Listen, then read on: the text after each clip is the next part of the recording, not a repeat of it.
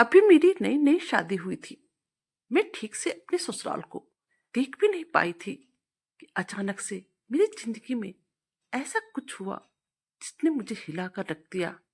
क्या कभी ऐसा हो सकता है कि कोई औरत माँ बनने वाली हो और उसे पता ही ना चले कि उसके पेट में बच्चा है? लेकिन हाँ, मेरे साथ यही हुआ था। मैं शादी के 3 महीने बाद ही एक बच्चे को जन्म देने वाली थी और यह बात मुझे खुद भी पता नहीं था।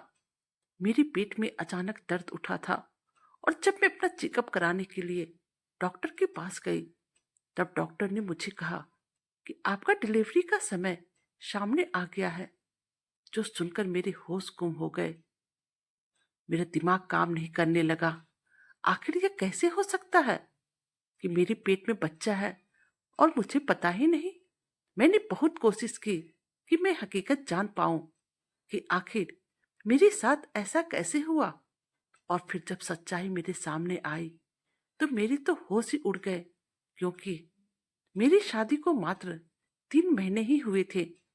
और फिर अचानक से एक रात मेरे पेट में बहुत जोरों का दर्द उठ गया और यह दर्द था कि थमने का नाम ही नहीं ले रहा था। मुझे समझ में नहीं आ रहा था कि आखिर इतना तेज दर्द अचानक से मुझे क्यों होने लगा। मैंने कुछ उल्टा पुल्टा खाना भी तो नहीं खाया था। मैंने पेन किलर खाया, गर्म पानी पिया, लेकिन मेरा यह दर्द छुटने के बजाय बढ़ते ही जा रहा था। और फिर आखिरकार आधी रात को मुझे डॉक्टर के पास जाना ही पड़ा। मेरे पति मुझे डॉक्टर के पास लेकर गए और जब डॉक्टर ने मुझे चेक किया और फिर उसके बाद जो कुछ बताया, उसे सुनकर मुझे अपने कानों पर विश्वास नहीं हो रहा था। डॉक्टर ने कहा कि मेरे पेट में जो बच्चा है वह उल्टा हो गया है और घूम नहीं रहा है। अगर 2 घंटे के अंदर ऑपरेशन नहीं किया गया तो फिर बच्चे और माँ दोनों में से किसी को भी नहीं बचा सकेंगे। यह सुनते ही मेरे होश उड़ चुके थे और मुझे ऐसा लगा कि मेरे पति तो अभी के अभी यह बात सुनकर मुझे तलाक ही दे देंगे। लेकिन यह क्या, उन्होंने तो मेरा हाथ अपने हाथों में लेकर कहा, चिंता मत करो, सब कुछ ठीक हो जाएगा। और फिर उसके बाद ऑपरेशन के द्वारा सुबह सुबह ही मैंने एक बच्चे को जन्म दिया। लेकिन अभी भी मुझे यह विश्वास नहीं हो रहा था कि यह मेरा बच्चा है और मैंने अभी अभी एक बच्चे को जन्म भी दिया है। यह सब मेरे साथ सपने जैसा हो रहा था। ऐसा लग रहा था जैसे मैं कि कोई सपना देख रही हूं, लेकिन नहीं, यह सपना नहीं बल्कि हकीकत था। मैं अब शादी के 3 महीने बाद ही मां बन चुकी थी, पर मुझे अभी भी विश्वास नहीं हो रहा था यह मेरा बच्चा है, क्योंकि शादी से पहले मेरा किसी लड़के से भी कोई भी रिश्ता नहीं रहा था। मैं तो उस बच्चे को हाथ भी नहीं लगाती थी। न जाने क्यों मुझे उस बच्चे से एक जरा भी लगाव नहीं था। मैं भले उसकी माँ थी, लेकिन मैं उसे अपना बच्चा बिल्कुल भी नहीं समझ रही थी। यह कैसे मेरे पेट में आया, क्या हुआ, नहीं हुआ, मुझे कुछ भी समझ में नहीं आ रहा था। ऐसा लग रहा था कि इस बच्चे के बारे में सोच सोचकर मेरे दिमाग की नसें फट जाएगी। मैं बहुत ही याद करने की कोशिश कर रही थी कि आखिर मेरे साथ ऐसा क्या हुआ कि यह बच्चा मेरे पेट में आ गया। लेकिन मुझे हैरानी तो उस वक्त हुई जब मेरे पति एक दिन गुस्से होकर किसी से फोन पर कह रहे थे, यह सभी कुछ आपकी वजह से ही हुआ है। मेरे पति फोन पर किससे बातें कर रहे थे? मैं अब इस राज का पता लगाने के बारे में सोचने लगी थी। और फिर एक दिन मुझे मौका मिल ही गया जब मेरे पति बाथरूम गए और फोन को उन्होंने बेड पर रख दिया। तब मैं चुपके से अपने पति के फोन को चेक करने लगी। मैं यह पता लगाना चाहती थी कि आखिर मेरे पति किससे बातें करते हैं। मैंने छुपाकर अपने पति के फोन पर वह फोन कॉल को चेक किया जिससे कि मेरे पति बात कर रहे थे। और फिर उस शख्स का पता चलते ही मैं वहीं गिरकर बेहोश हो गई, क्योंकि वह शख्स कोई और नहीं बल्कि मेरा नाम टीना है। और मैं देखने में बदसूरत तो नहीं थी, पर थोड़ी सी मोटी जरूर थी। पर हैरान तो मैं इस बात पर थी कि मेरे कमरे में जो तस्वीर लगी थी उसमें मैं बहुत ही सुंदर और पतली नजर आ रही थी। लेकिन अब तो मैं दिन पर दिन कुछ ज्यादा ही मोटी होती जा रही थी। एक दिन मैंने अपनी माँ से पूछ लिया, मैं दिन पर दिन इतनी मोटी क्यों होती जा रही हूँ? पहले तो मैं कितनी पतली और सुंदर दिखती थी। तभी मेरी माँ ने मुझे बताया, तुझे बचपन से ही थायराइड की बीमारी है, जिसके कारण तू दिन पर दिन मोटी होती जा रही है। मेरी बहन लोग मुझसे करीब 3 साल छोटी थी और उन लोगों की शादी हो गई थी, लेकिन मैं अभी तक कुंवारी थी, क्योंकि मोटापा होने के कारण कोई लड़का मुझे पसंद ही नहीं करता था। मुझे हमेशा लगता रहता था कि काश मैं भी पतली होती तो कितना अच्छा होता। मुझे ऐसे चिंता में देखकर माँ हमेशा कहती थी कि तू चिंता मत कर, तेरे लिए भगवान ने कुछ अच्छा ही सोचा होगा, और वैसे भी सब्र का फल बहुत ही मीठा होता है। तुम देखना, एक दिन तुम्हारे लिए भी एक सुंदर सा राजकुमार आएगा जो कि तुझे ब्याह कर अपने साथ ले जाएगा। और फिर मैं माँ की बात सुनकर मन ही मन मुस्कुरा देती थी और सोचती थी, मेरी माँ भी कितनी भोली है। यह सब तो केवल कहानियों में होता है, लेकिन माँ इसे हकीकत समझ रही है। खैर कोई बात नहीं, हो सकता है कभी मुझे अच्छा लड़का भी मिल जाए जो कि मुझसे शादी करने के लिए तैयार हो जाए। एक दिन मैं पूजा कर रही थी, तभी माँ मेरे पास आई और कहने लगी, टीना बेटा, जल्दी से तैयार हो जाओ, तुम्हें लड़के वाले देखने के लिए आ रहे हैं। मैंने मायूस होकर माँ से कहा, माँ, मुझ जैसी मोटी लड़की को कौन पसंद करेगा? आजकल तो सभी लड़के को पतली और खूबसूरत लड़की चाहिए। तब माँ बोली, ऐसा नहीं बोलते हैं बेटा, देर से ही सही, लेकिन सच्चे दिल से की गई प्रार्थना भगवान जरूर सुनते हैं। और देखना, यह लड़का तुम्हें जरूर पसंद करेगा, यह मेरा विश्वास है। और फिर मैं तैयार होकर हॉल में आकर बैठ गई। थोड़ी ही देर में मेहमान आ गए और फिर मेहमान के आने से पहले माँ ने मुझे अंदर वाले कमरे में बिठा दिया था। मैंने जब किचन से लड़के को देखा तो वह अपने पापा के साथ हॉल में बैठा हुआ था। लड़का देखने में काफी स्मार्ट दिख रहा था। और जब मैं पानी की ट्रे लेकर हॉल में गई तो लड़के के पापा ने बड़े ही प्यार से मुझे बुलाया और मेरे सर पर हाथ फेरते हुए मुझे अपने पास बिठाया। लड़के को देखकर तो ऐसा लग रहा था जैसे मैंने उसे कहीं देखा हो। मैं भगवान से प्रार्थना कर रही थी, यह लोग मुझे पसंद कर ले। और उतने में लड़के के पापा बोले, हमें लड़की पसंद है, और अगर आप लोगों को कोई दिक्कत ना हो तो हम 2 दिन के बाद ही घर के लोगों के बीच में एंगेजमेंट कर लेते हैं। माँ बोली, हाँ भाई साहब, क्यों नहीं, इससे अच्छी और बात क्या हो सकती है। फिर लड़के वाले चले गए और अब माँ ने मेरी छोटी बहनों को भी घर पर बुला लिया। और फिर 2 दिन के बाद बहुत ही सिंपल तरीके से मेरी एंगेजमेंट हो गई। रिवाज के अनुसार रिश्ता पक्का होते ही मुझे और साहिल को कुल देवी के मंदिर आशीर्वाद लेने भेजा गया। दोनों परिवारों में शादी की जोरों से तैयारियां शुरू हो गई। मैं मोटी जरूर थी, लेकिन शादी की जोड़ों में मैं इतनी खूबसूरत लग रही थी कि किसी की भी नजर मुझसे हटती ही नहीं थी। मेरी माँ और बहन तो मेरी शादी से इतने खुश थी जैसे उनका बरसों का सपना पूरा हो गया हो, क्योंकि मेरे मोटापे की वजह से मेरी माँ मेरी शादी को लेकर बहुत ही दुखी थी। मैंने तो कभी सोचा भी नहीं था कि मेरी शादी इतने अच्छे लड़के से होगी। आखिरकार धूमधाम से मेरी शादी संपन्न हुई और मैं साहिल की पत्नी बनकर उनके घर पर आ गई। मैं आज बहुत खुश थी, लेकिन मन में डर भी था। पता नहीं साहिल मुझ जैसी मोटी लड़की से शादी करके खुश भी है या नहीं। थोड़ी ही देर में साहिल कमरे में आ गए और वह बहुत ही खुश नजर आ रहे थे। उन्होंने मेरा हाथ अपने हाथों में लिया और कहने लगे, टीना, मेरी जिंदगी में आने के लिए बहुत बहुत थैंक यू। और फिर शादी की पहली रात की गिफ्ट के तौर पर साहिल ने मुझे एक हीरे की अंगूठी पहनाई। मुझे तो विश्वास ही नहीं हो रहा था। मुझे यह सब एक सपने की तरह लग रहा था। मैं तो इस बात से आश्चर्यचकित थी कि साहिल जैसा हैंडसम लड़का मुझ जैसी मोटी लड़की को पाकर भी कितना खुश था। मैंने साहिल से पूछा, साहिल, क्या मैं सच में तुम्हें पसंद हूँ? क्योंकि हर स्मार्ट लड़के को तो पतली दुबली लड़की ही पसंद पड़ती है, और तुम जिस तरह से स्मार्ट और सुंदर हो, मुझे नहीं लगता है कि मैं आपको पसंद आई होंगी। कहीं आपने परिवार के दबाव में आकर मुझ जैसी मोटी लड़की से शादी तो नहीं कर ली? मेरी बात सुनकर साहिल मेरे करीब आए और मेरे दोनों हाथों को अपने हथेली में लेकर चूम कर कहने लगे, प्यार दिल से किया जाता है, और सच्चा प्यार करने के लिए इंसान का मन सुंदर होना चाहिए, तन नहीं। और यह बात उन्होंने साबित कर दिखाई, क्योंकि साहिल सच में मुझे बहुत ही प्यार करते थे।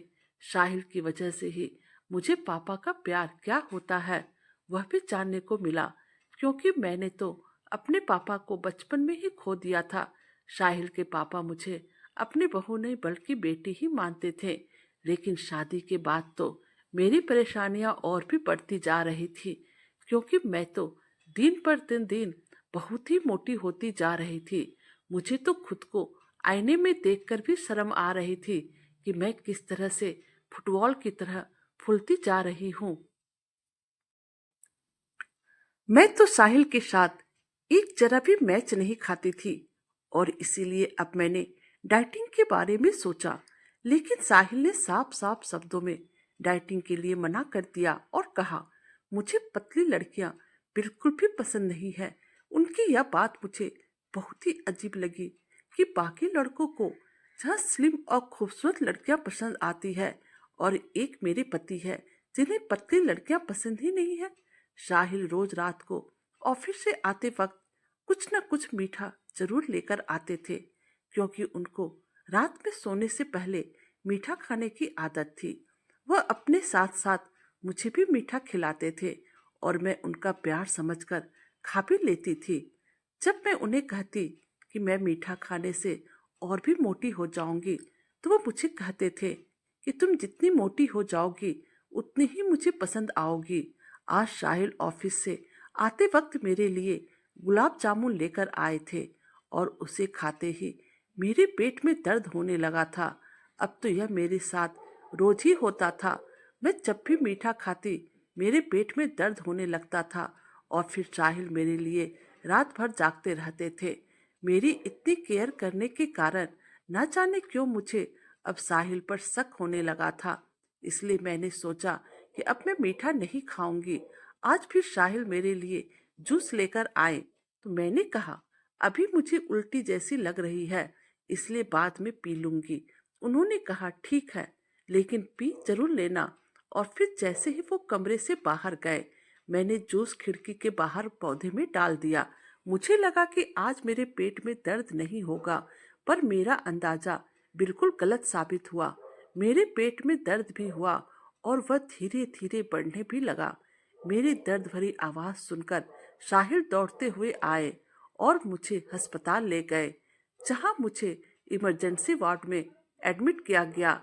चेकअप के बाद डॉक्टर ने साहिल से कहा कि बच्चा पेट में घुम गया है, इनका अभी के अभी ऑपरेशन करना पड़ेगा, वरना माँ और बच्चा दोनों की जान को खतरा हो सकता है। यह सब सुनकर मैं हैरान हो गई थी और चिल्ला चिल्ला कर कह रही थी, ऐसा कैसे हो सकता है? मेरी शादी को तो सिर्फ 3 ही महीने हुए हैं। मैंने साहिल से कहा, मुझे यहाँ से ले चलो, यह डॉक्टर पागल है, मुझे यहाँ अपना इलाज नहीं कराना है। लेकिन मेरे पेट का दर्द बढ़ता ही जा रहा था, और दर्द के कारण मैं बेचैन हो गई थी। तभी साहिल ने मेरा हाथ पकड़ा और कहा, चिंता मत करो, सब ठीक हो जाएगा। उसके बाद डॉक्टर मुझे ऑपरेशन थिएटर में ले गए, और फिर 2 घंटे के बाद ही मैंने एक सुंदर से बेटे को जन्म दिया। मुझे अभी भी विश्वास नहीं हो रहा था, यह मेरा बच्चा है, पर मैंने अपनी आंखों से इस बच्चे को जन्म देते हुए देखा था। मैं डर रही थी कि अब मैं साहिल का सामना कैसे करूंगी। अब तो वह मुझे तलाक ही दे देंगे, और मेरा परिवार तो किसी को मुंह दिखाने लायक ही नहीं रहेगा। यह सब सोचकर मैं रोने लगी थी। तभी साहिल कमरे में आए, लेकिन उन्हें देखकर मुझे पता चल रहा था कि वो बहुत ही खुश है। कमरे में आते ही साहिल ने उस बच्चे को मेरी गोद में रखा और कहा, टीना देखो, हमारा बेटा बिल्कुल तुम्हारी तरह दिखता है। मैंने मुंह फेरते हुए कहा, दूर रखो इस बच्चे को, यह मेरा बच्चा नहीं हो सकता है। घर आने के बाद भी साहिल मेरा बहुत ही ख्याल रखते थे। उसकी जगह अगर कोई और होता तो अब तक तलाक दे दिया होता। साहिल ने बच्चा संभालने के लिए एक मेड को रख लिया था, जो दिन भर बच्चे की देखभाल करती थी और रात को साहिल खुद ही बच्चे को संभालते थे। मैं तो उस बच्चे की तरफ देखती भी नहीं थी। साहिल ने उसका नाम अंश रखा था, लेकिन एक बात मैंने काफी बार नोटिस की थी कि जब से बच्चा आया था, साहिल बहुत ही तनाव में रहने लगे थे और कई बार मैंने उनको फोन पर किसी से चिल्लाकर बातें करते हुए भी सुना था। इससे पहले मैंने साहिल को कभी भी इतनी तेज आवाज में किसी के साथ भी बात करते हुए नहीं देखा था। ना जाने साहिल को क्या हो गया था और वो किससे इतनी तेज आवाज में बातें क्या करते थे। मुझे कुछ भी समझ में नहीं आ रहा था। अब तो जब भी वह बच्चा रोने लगता है, मेरे ससुर ही उसे मेरे पास लेकर आते थे, क्योंकि मैंने साहिल को तो साफ साफ शब्दों में बच्चा लेने से मना कर दिया था। शायद इसीलिए साहिल बच्चे को पापा के हाथों भेजते थे, ताकि मैं मना न कर सकूं। मैं बच्चे को कुछ देर अपने पास रखती तो वह चुप हो जाया करता था और फिर मैं उसे अपने कमरे से बाहर झूले में डाल दिया करती थी। एक दिन मैंने साहिल को किसी से यह कहते हुए सुना कि ऐसा कब तक चलेगा, वह मेरा बेटा है, मैं उसे अब उसकी माँ से दूर नहीं रख सकता। पता नहीं फोन पर कौन था और उसने क्या जवाब दिया, लेकिन सामने से मिले जवाब में साहिल ने कहा कि यह सब आपकी वजह से ही हुआ है। अगर आपने वह सब नहीं किया होता तो आज यह सब नहीं हो रहा होता और आज मैं अपने प्यार के साथ खुशहाल जीवन बिता रहा होता। यह सब सुनकर मैं दंग रह गई थी। अब यह क्या माजरा था, मैं कुछ समझ नहीं पा रही थी। थोड़ी ही देर बाद साहिल मेरे कमरे में आए और मेरी सुंदरता की तारीफ करने लगे। वैसे साहिल सच ही बोल रहे थे। बच्चे को जन्म देने के बाद मैं सच में बहुत ही सुंदर दिखने लगी थी। मैं तो खुश तो थी, लेकिन मुझे अब साहिल पर शक भी होने लगा था कि कुछ तो ऐसी बात है जो मुझसे छुपाई जा रही है। बच्चे का आना और रोज मुझे मीठा खिलाना, यह भी कोई राज था जो मैं नहीं जानती थी, क्योंकि जब से मुझे यह बच्चा हुआ था, साहिल ने मुझे मीठा देना बंद कर दिया था। इसलिए मेरा साहिल पर शक और गहरा होता चला गया था, क्योंकि इतना तो मैं भी जानती थी कि 3 महीने में बच्चा पैदा नहीं होता है, तो फिर मुझे कैसे हो सकता था। यह सब सोचकर मेरा सिर फटने लगा था। एक रात जब मैं पानी पीने के लिए किचन में जा रही थी, तभी मैंने साहिल को किसी से फोन पर बातें करते हुए सुना कि मुझे लोगों की परवाह नहीं, मैंने दूसरी शादी इसीलिए की है क्योंकि मैं उसे अपनी जान से भी ज्यादा प्यार करता हूँ और मैं उसके बिना नहीं रह सकता हूँ। साहिल की यह बातें सुनकर मानो किसी ने खौलता हुआ तेल मेरे कानों में डाल दिया हो। मैं अपने कमरे में आकर बैठ गई और थोड़ी ही देर बाद जब साहिल कमरे में आए और मुझसे कहने लगे कि थोड़ी देर पहले तो तुम्हारा मूड बिल्कुल ठीक था, परंतु अब क्या हो गया है। तब मैंने साहिल से कहा, मेरे सिर में बहुत ही दर्द हो रहा है, जिसकी वजह से मुझे नींद नहीं आ रही है। फिर साहिल ने मुझे सर दर्द की दवा दी, जिसे खाकर मैं सो गई। लेकिन आधी रात को फिर से मेरी नींद खुली तो मैंने साहिल को बेड पर नहीं पाया और तब मैं बाहर गई तो देखा कि साहिल अपने बेटे के झूले के पास सो रहे थे और उनका मोबाइल टेबल पर रखा हुआ था। मैं तुरंत ही वह फोन लेकर कमरे में आ गई और उनकी कॉल हिस्ट्री को चेक करने लग गई। आखिर किससे साहिल वह सारी बातें कर रहे हैं। मेरे दिल की धड़कन बढ़ गई थी और मुझे बहुत ही डर भी लग रहा था। तभी मुझे एक मैसेज दिखा जिसमें लिखा था कि तुम बच्चा मुझे दे दो, मैं बच्चे को संभाल लूंगी। यह मैसेज और कॉल किसी प्राइवेट नंबर से आ रहे थे, इसलिए उस शख्स का नाम नहीं जान पाई। लेकिन शायद यह मैसेज अभी तक साहिल ने पढ़ा नहीं था, वरना जवाब में कुछ तो। यह कौन है, यह जानने का सिर्फ एक ही रास्ता नजर आ रहा था।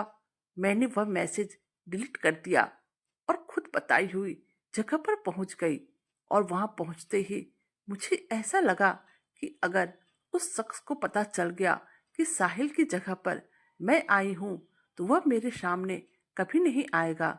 इसलिए मैंने अपना चेहरा दुपट्टे से ढक लिया और उसका इंतजार करने लगी। और फिर वहां पर जो आया उसे देखते ही मैं बेहोश हो गई। और जब मुझे होश आया तो मैं अपने माँ के घर पर थी और साहिल भी वहीं मेरे पास खड़े थे, क्योंकि वह शख्स कोई और नहीं बल्कि मेरी माँ ही थी। होश में आते ही मैंने अपनी माँ से पूछा, आखिर चल क्या रहा है, कोई मुझे भी बताएगा, क्योंकि मेरा सर दर्द के मारे फटा जा रहा है और मेरी जान निकली जा रही थी।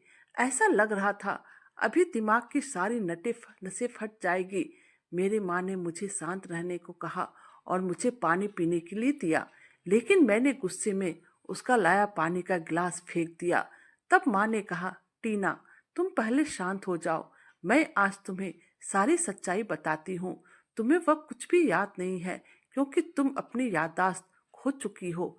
फिर माँ ने पूरी बात शुरू की और बताई, तुम और साहिल एक दूसरे से बहुत ही प्यार करते थे, पर मुझे तुम दोनों का यह रिश्ता मंजूर नहीं था, क्योंकि मैंने अपनी सहेली को जुबान दी थी कि मैं तुम्हारी शादी उसके बेटे से करवाऊंगी। और मैंने तुम्हारी शादी अपनी सहेली के बेटे से साथ तय कर दी।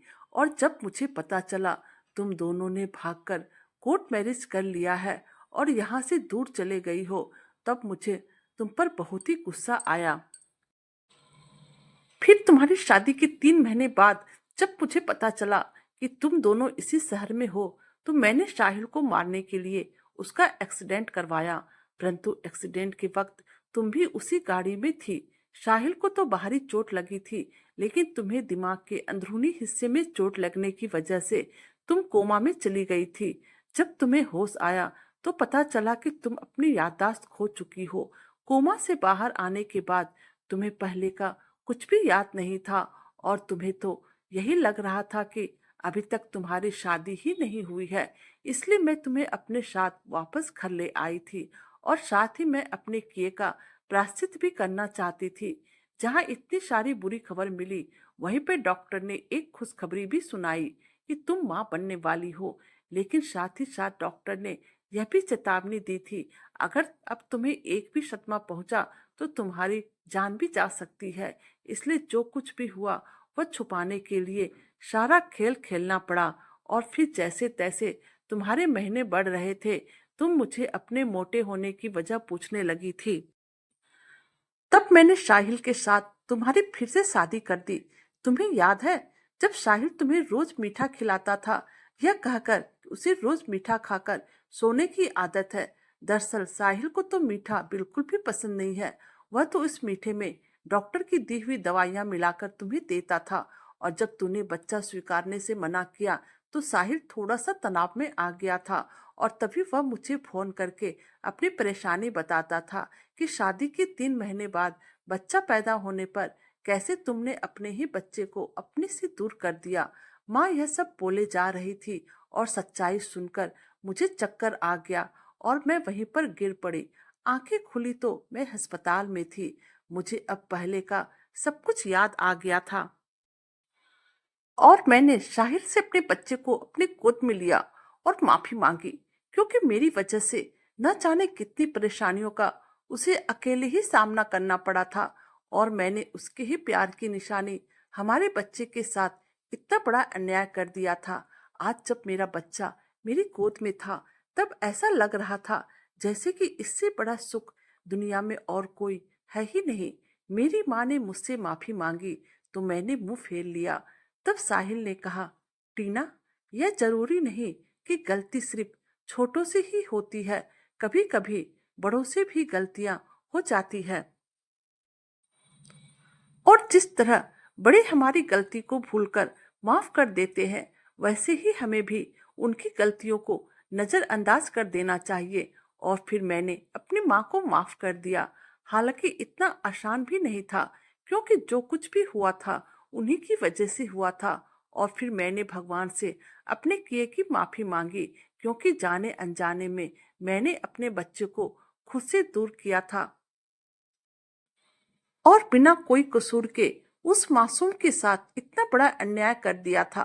कहानी कैसी लगी प्लीज कमेंट कीजिएगा। हमारे चैनल पर नए हैं तो हमारी वीडियो को लाइक, सब्सक्राइब और शेयर कीजिएगा। Thank you.